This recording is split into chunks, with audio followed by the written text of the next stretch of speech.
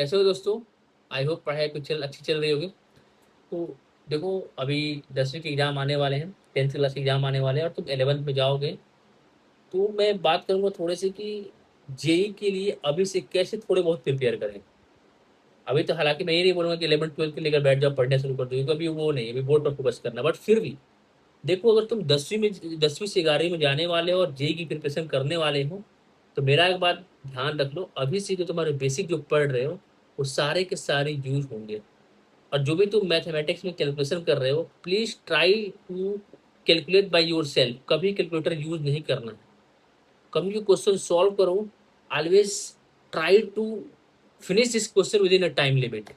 क्योंकि अगर तुम जेई की जब तैयारी करोगे, सबसे इंपॉर्टेंट रोल होता है उसमें एक्यूरेसी और टाइम मैनेजमेंट।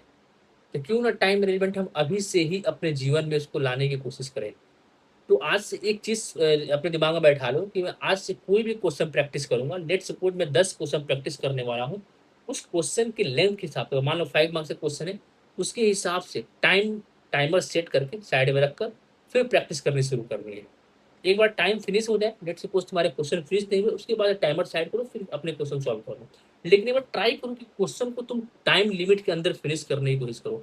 इससे क्या होगा कि तुम जब आगे जी की प्रिपरेशन करोगे, तो एक तुमको टाइम में क्वेश्चन सॉल्व करने की टेंडेंसी होगी। और देखो, दूसरा बात, एक सबसे गंदा आदत होता है बच्चों का कि एक क्वेश्चन सॉल्व किए, पीछे आंसर पलटे, देखे, मैच किए, दैट्स नो। अपने आप को पैसेंस रखना है, पैसेंस रखना अपने अंदर।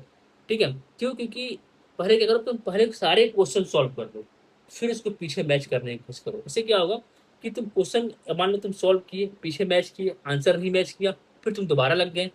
इससे क्या हुआ कि जो तुम्हारी इफिशियंसी है वो कम हो जाएगी।